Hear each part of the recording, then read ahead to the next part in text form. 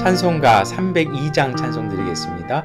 내 주 하나님 넓고 큰 은혜는 저 큰 바다보다 깊다. 너 곧 주를 끌러 깊은 데로 저 한가운데 가보라.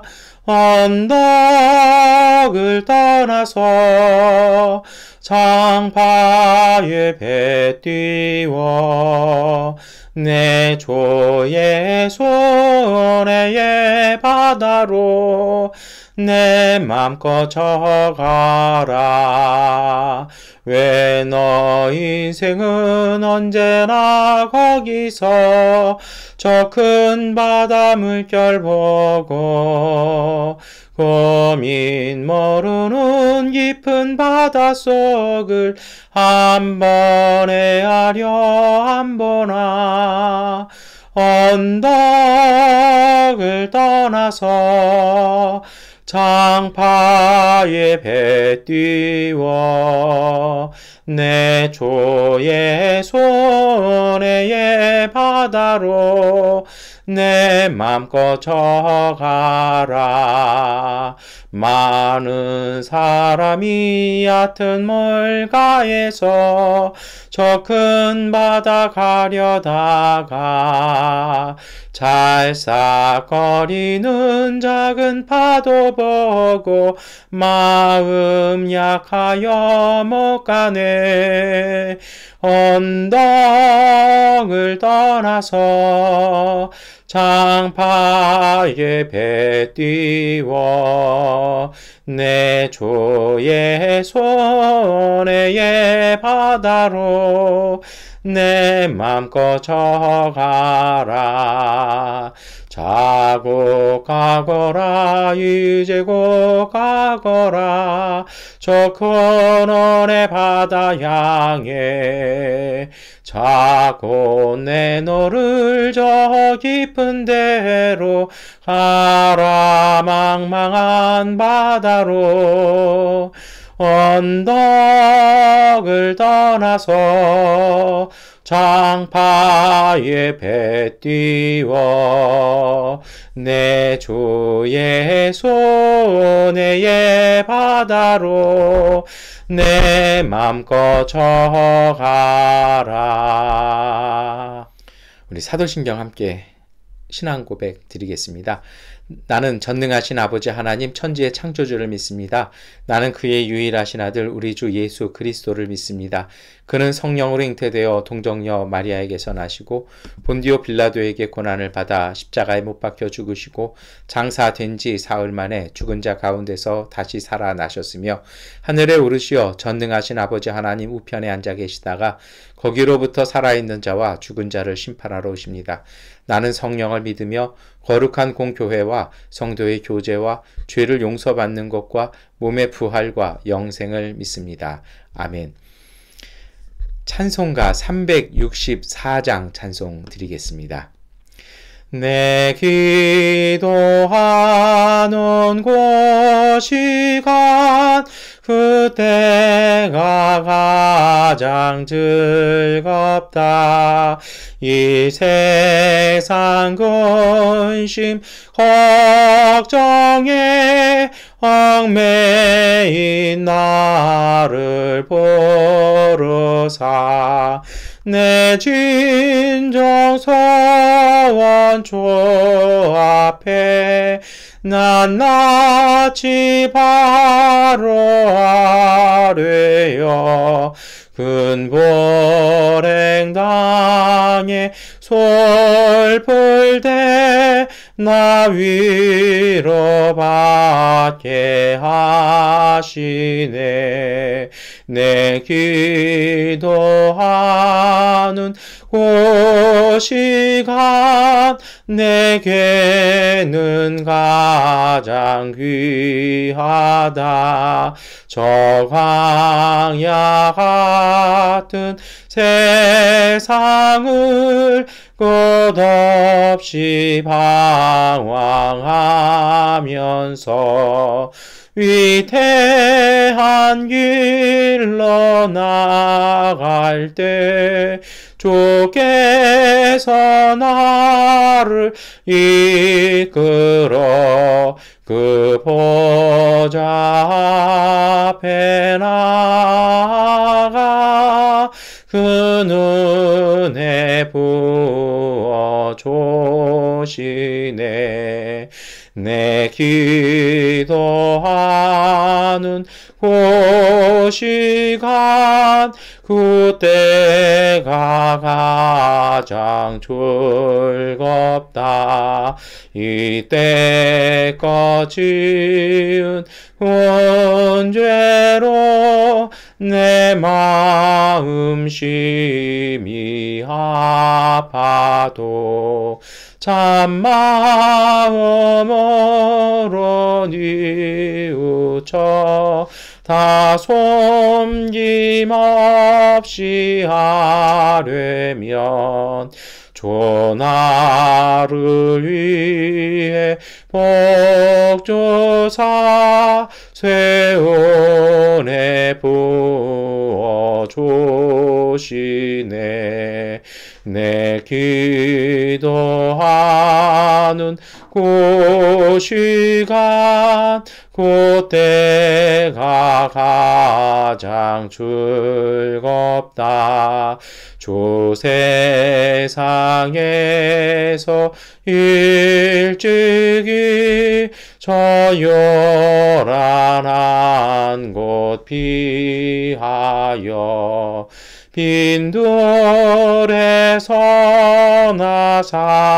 산에서 온 밤을 세워 지내사 주 예수 주님 이토록 은본을 보여주셨네.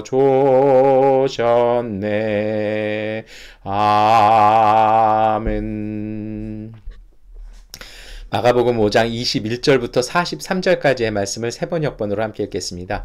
예수께서 배를 타고 맞은편으로 다시 건너가시니 큰 무리가 예수께로 모여들었다. 예수께서 바닷가에 계시는데 회당장 가운데서 야이로라고 하는 사람이 찾아와서 예수를 뵙고 그 발 아래에 엎드려서 간곡히 청하였다. 내 어린 딸이 죽게 되었습니다. 오셔서 그 아이에게 손을 얹어 고쳐주시고 살려주십시오. 그래서 예수께서 그와 함께 가셨다. 큰 무리가 뒤따라오면서 예수를 밀어댔다. 그런데 12해 동안 혈루증을 앓아온 여자가 있었다. 여러 의사에게 보이면서 고생도 많이 하고 재산도 다 없앴으나 아무 효력이 없었고 상태는 더 악화되었다. 이 여자가 예수의 소문을 듣고서 뒤에서 무리 가운데로 끼어 들어와서는 예수의 옷에 손을 대었다. 그 여자는 내가 그의 옷에 손을 대기만 하여도 나을 터인데 하고 생각하고 있었던 것이다.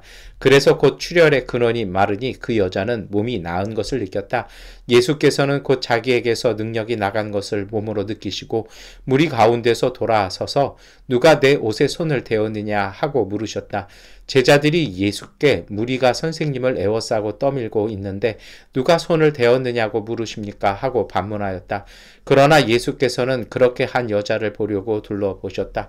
그 여자는 자기에게 일어난 일을 알므로 두려워하여 떨면서 예수께로 나와 엎드려서 사실대로 다 말하였다. 그러자 예수께서 그 여자에게 말씀하셨다. 딸아, 내 믿음이 너를 구원하였다. 안심하고 가거라. 그리고 이 병에서 벗어나서 건강하여라. 예수께서 말씀을 계속하고 계시는데 회당장의 집에서 사람들이 와서 회당장에게 말하였다. 따님이 죽었습니다. 이제 선생님을 더 괴롭혀서 무엇하겠습니까? 예수께서 이 말을 곁에서 들으시고서 회당장에게 말씀하셨다. 두려워하지 말고 믿기만 하여라. 그리고 베드로와 야고보와 야고보의 동생 요한밖에는 아무도 따라오는 것을 허락하지 않으셨다. 그들이 회당장의 집에 이르렀다. 예수께서 사람들이 울며 통곡하며 떠드는 것을 보시고 들어가셔서 그들에게 말씀하셨다. 어찌하여 떠들며 울고 있느냐? 그 아이는 죽은 것이 아니라 자고 있다. 그들은 예수를 비웃었다. 그러나 예수께서는 그들을 다 내보내신 뒤에 아이의 부모와 일행을 데리고 아이가 있는 곳으로 들어가셨다. 그리고 아이의 손을 잡으시고 말씀하셨다. 달리다굼 이는 번역하면 소녀야 내가 네게 말한다. 일어나거라 하는 말이다. 그러자 소녀는 곧 일어나서 걸어 다녔다. 소녀의 나이는 12살이었다. 사람들은 크게 놀랐다. 예수께서 이 일을 아무에게도 알리지 말라고 그들에게 엄하게 명하시고 소녀에게 먹을 것을 주라고 말씀하셨다. 아멘.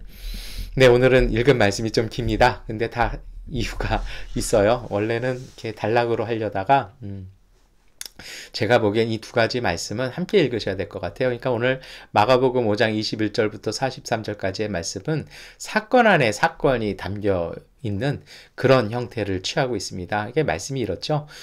회당장 야이로의 딸이 죽어가니까 회당장 야이로 가서 예수님께 딸을 고쳐주실 것을 청합니다. 그래서 전체적인 맥락은요. 회당장 야이로의 딸을 고쳐주려고 예수님께서 길을 떠나십니다. 그런데 이것이 이제 지연되는 거죠. 왜냐하면 뜻하지 않은 예상하지 않았던 일이 생깁니다. 길 중간에서 사람들이 빨리 가서 좀 도와달라고 이렇게 사람들이 막 떠밀고 있는 그 상황이었는데요. 아무래도 회당장이었잖아요. 존경받는 사람이었거든요. 하고 있는데 갑자기 이 혈루병, 이 몸에서 피가 나는 병이 걸린 여인이 말도 안 하고 이렇게 쏙 몰려와서 예수님 손을 딱 꽂히고 치유를 받습니다. 근데 문제는 뭐냐면 예수님께서 이 여인이 도대체 누구냐라고 하면서 굳이 그 여인을 찾으시고 또 그 여인과 대화하시는 것이죠. 그리고 그러다 보니까 그 와중에 소녀가 죽었다라는 전갈이 옵니다. 그러니까 사람들이 이제 실망해서 안 가셔도 됩니다. 너무 늦으셨습니다. 얼마나 서운했을까요? 빨리 가서 고쳐주시면 될 걸 굳이 저 여인 때문에 얄밉기도 했을 것입니다. 그런데 예수님께서는 그게 아니다. 가서는 그 소녀에게 딱 보니까 벌써 장례식 분위기잖아요. 예수님 뭐라고 말씀하십니까? 죽은 게 아니라 잔다. 좀 어이없는 말씀을 하세요. 그리고 사람들이 막 비웃으니까 쭉 내보내시고 그 아이 부모들만 딱 데리고서 아이를 달리다굼이라는 말씀으로 살려내시는 것이 오늘 우리가 읽은 본문의 말씀입니다. 그러니까 이 말씀은요. 전체적으로는 예수님께서 치료해 주시는 것입니다. 그런데 대조되어지는 모습이 나와요. 우선은 존경받는 사람과 존경받지 못하는 여인입니다. 회당장은 유대교 안에서는 정말 존경받는 신앙인이었습니다. 그런데 이렇게 혈루병, 몸에서 피가 나는 병은요, 율법에 의해서 부정한 사람입니다. 사람 앞에 나설 수도 없고 성소에 들어갈 수도 없고요. 이 방법이 없는 그런 병인 거죠.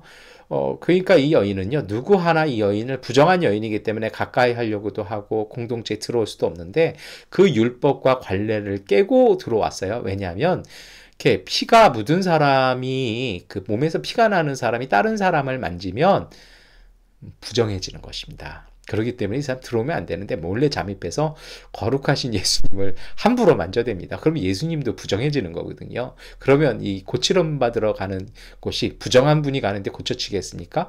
율법의 체계는 이렇습니다. 그렇게 하나가 나오고요. 두 번째로는 청한 사람과 청하지 않은 사람입니다. 청한 사람은 회당장 야이로고요. 청하지 않은 건 몰래 말씀도 안 드리고 예수님의 옷깃이라도 만지는 것이죠. 세 번째가 있습니다. 뭐냐면 믿음의 차이가 있어요. 근데 이게 어떤 믿음이냐면 한쪽은 자신의 판단과 생각으로 예수님의 어떤 능력을 제안한다면 한쪽은 그 예수님의 능력을 그대로 읽어냅니다. 좀 정리해 볼까요? 이래요. 뭐냐면 오늘 이 치유 사건을 통해서 이렇게 보시면요. 사실은 두 사람 다 청하긴 청한 거죠. 바람이 있었어요. 믿음이요. 그런데 정말 제 마음속에 감동을 주었던 말씀은 이것입니다. 마지막에 제가 그런 말씀을 드렸잖아요. 한쪽 믿음에 달랐다고요. 존경받는 사람, 뭐 부정한 여인, 뭐 이런저런 것도 대조되는 모습이지만 가장 부각되는 건 믿음의 차이입니다. 말씀도 안 드렸지만 저분의 능력이라면, 저분의 거룩한 분이라면 나를 치료하실 것이다라는 그 믿음이요. 다시 말해서요. 자기가 청하는 것이 무엇인지를 알고 있었고요. 자신이 구하는 분이 어떤 분인지를 알고 있었다라는 것입니다. 그런데 회당장 야이로는 그렇지 않아요. 소문을 듣고 청했지만 죽은 사람까지 살려낼 거라고는요. 몰랐던 것입니다. 그리고 이런 차이가 있을 것 같아요. 뭐냐면요. 정확하게는 자신이 구하고 있는 것이 무엇인지를 정확하게 알고 있는 것입니다. 그러니까 이 여인은 사실 그 안에 들어왔다라는 건 죽을 각오하고 들어온 것입니다. 그것이 발각되어지면 이 여인은 정결례를 깬 규정이기 때문에 거의 이거는 위험한 상황입니다. 야속하게도 예수님께서 좀 쓱 눈 감아주고 윙크 한번 딱 날려주시고 가시면 좋을 걸 굳이 예수님은 찾아내시잖아요. 나오면 큰일 나거든요. 근데 여인은 그 모험을 하고 있는 겁니다. 왜냐하면 정확하게 알고 있었던 것입니다. 이 회당장 야율은 그렇지 않은 거죠. 소녀를 살려달라고 했잖아요. 병을 고칠 뿐이라면 끝까지 메어 달려야 되는 거 아닐까요? 오늘 제가 드리고 싶은 그리고 나누고 싶은 말씀 무엇이냐면요. 여러분, 오늘 우리가 기도하고 하나님께 구할 때가 많아요. 근데 어디서 차이 나는 줄 아십니까? 우리가 기도하고 구하면서요. 우리 생각으로 하나님의 능력을 제한할 때가 있습니다. 조금 하다가 조금 예배 생활하고 믿음 생활하고 경건 생활하다가 절망적인 소식이라든지 낙심되는 이야기를 딱 들으면 그대로 접어버립니다. 저는 오늘 마가가 이것을 이야기하고 싶었던 건데 그거는 저 안타까운 믿음이라는 것입니다. 정말 믿음은요 넘어서는 것입니다. 이 혈루병 걸린 여인이 예수님을 만날 수 있는 정상적인 길은 없습니다. 마치 세리장 삭개오가 나무 위에 올라가서라도 봤던 것처럼 여인은 만날 길이 없어요. 그런데 본인이 치료함 받아야 되고 예수님을 만져야겠다는 일념 아래 그는 잠입하는 그리고 목숨을 겁니다. 이것이 저는 믿음이고 기도라고 생각합니다. 놀라운 것은 오늘 마가복음의 전체 결론입니다. 오늘 예수님은 이 둘 다 치료해 주십니다. 왜냐하면 청하였기 때문입니다.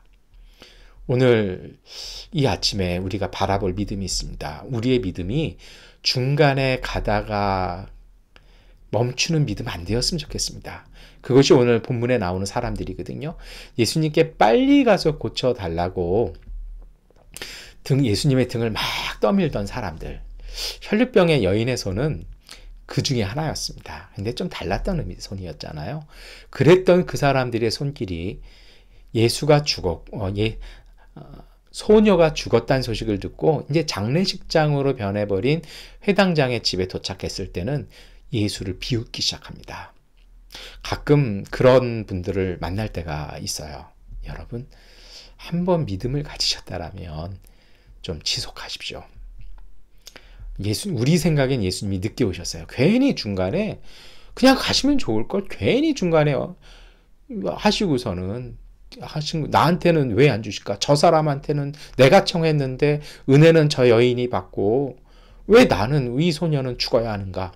원망하고 탄식할 것이 아니라 예수님께 구하고 간구하셨다라면요. 받을 줄 알고 기다리십시오. 그것이 신앙이고 믿음입니다. 그리고 오늘 우리의 주님이신 예수님은요. 그 기다림 속에 있는 사람들, 청한 사람들에게 응답하십니다. 정말 감사하고 놀라운 것은요. 그나마 다행이었던 건 무엇이냐면 장례식장으로 받아들였던 이 회당장의 집에 예수님께서 아이가 잔다라고 얘기했고 살려내겠다라고 말씀하셨을 때 이 부모들이 그 비웃음 속에서도 그 자신의 딸의 시신이 있는 곳으로 예수님과 함께 들어갔다라는 것입니다. 그것이 사랑이죠. 오늘 우리의 삶이 이대로 무너지면 안 되겠다라는, 그리고 내가 구하는 것이 내 삶에서 온전한 것이고 이것을 이루어야겠다라는 그 사랑과 삶에 대한 열심으로 여러분 믿고 구한 것은 지키십시오. 그리고 한결같은 마음으로 주님 앞에 서십시오. 예수님이 늦게 오실 수 있습니다. 그러나 예수님은 늦으시는 것이 아니라 오늘 우리가 성급할 뿐입니다. 우리가 생각하고 우리가 판단해서 우리에게 주어진 주님의 은총을 거절하거나 그것을 수치인 겁으로 돌려보내지 않았으면 좋겠습니다. 너무 안타깝습니다. 하나님은 항상 정확하십니다. 주님의 시간에 맞는 타이밍에 오십니다. 이런 얘기 드리면 잘 안 믿으시잖아요. 제 삶이 그렇습니다. 양곤에서 함께 생활하면서 제가 겪는 일들이 그리고 지금까지의 일들이 전부 그랬습니다. 믿고 구하고 기도한 대로 주님 주십니다. 중간에 포기하지 마십시오. 우리가 포기하면요. 그 은혜와 은총이 엉뚱한 사람한테 갑니다. 더 온전한 믿음을 가졌던 여인, 그 여인에게 그 은총이 먼저 주어지지 않았습니까? 더 간절했던 것이죠. 왜냐고요? 목숨을 걸었기 때문입니다. 그만큼 소중하게 사모했던 것입니다. 찾고 구하고 두들기는 사람에게 하나님은 열어주십니다. 온전히 전심으로 여호와를 찾는 사람에게 하나님은 만나 주신다라고 약속해 주셨습니다. 여러분, 조금 낙심도 되고 조금 상처도 입은 것 같지만 함부로 하나님을 재단하고 판단하고 신앙을 접지 마십시오. 그것은 온전하지 못합니다. 그것이 죄송합니다만 교만한 것입니다. 그 교만함이 꺾이기 시작하는 순간, 그 교만함을 내려놓는 시간, 그리고 잠잠히 여호와의 구원을 기다리는 그 믿음으로 여러분 하나님 앞에 서시기를 축원합니다. 기다리면 기다릴수록 주님의 은총이 넘쳐날 것입니다. 마지막으로 말씀드릴 것이 있습니다. 기다림은 축복입니다. 제가 요새 경험하는 게 그렇습니다. 미얀마에서의 15년이 쉽지 않았습니다. 우리 교회 가족분들이 다 같이 우리가 힘든 일을 겪어오지 않았습니까? 요즘 제가 받는 느낌과 감동이 그래요. 하나님의 선물이 정말 크구나. 그 선물들이 정말 하나님께서 그것과 기다림과 비례해서 크게 주신다는 것입니다. 여러분, 믿으셨으면 기다리시고 전심으로 찾으십시오. 우리의 생각으로 주님의 은총을 가로막지 마십시오. 너무 슬픈 일입니다. 하나님은 신실하셔서 우리가 전심으로 눈물로 기도하고 전심으로 주 앞에 간구한 것은 하나님은 응답하십니다. 주 앞에 구하고 기도하셨으면 구하고 기도한 것이 이루어지는 것 때까지 와야 합니다. 무슨 말씀이냐면요. 유사품에 넘어가지 마십시오. 기도한 대로 구한 것대로 하나님이 주시거나 하나님이 이것이다라는 감동 주실 때까지 하는 것이지 아닙니다. 정말 하나님께서 우리가 기도했을 때 감동으로 주셨던 것, 우리에게 보여주셨던 것, 주님은 그대로 주십니다. 중간에 유사품으로 바꾸시면 심히 곤란합니다. 정말 주님이 주시는 그 귀한 은총의 선물로 기쁜 생활, 그리고 기쁜 삶, 신앙의 감격을 누리는 우리 교회 가족분들 되시기를 축원합니다. 기도하겠습니다. 전능하신 아버지 하나님, 오늘 우리가 주 앞에 있사오니 우리가 믿고 구하고 간구한 것은 주님께서 받을 줄로 믿으라고 말씀하신 그 말씀을 신뢰하게 해 주옵소서. 우리의 생각과 우리의 감정으로 주님의 은총을 재단하지 말게 하시고 하나님 중간에 포기하는 어리석은 사람들이 아니라 순수한 믿음으로 잠잠히 주님이 주시는 그 은혜를 하나님의 선물을 기다리는 믿음의 사람들 되게 하여 주옵소서. 기다림의 시간을 통해서 더욱 성숙하게 하시고 온전하게 하여 주셔서 하나님께서 주신 그 은총을 받아들일 수 있는 믿음의 그릇, 믿음의 삶을 준비하는 은총의 사람들 되게 하여 주옵소서. 예수 그리스도의 이름으로 기도드립니다. 아멘. 하나님께 기도하는 시간 갖도록 하겠습니다.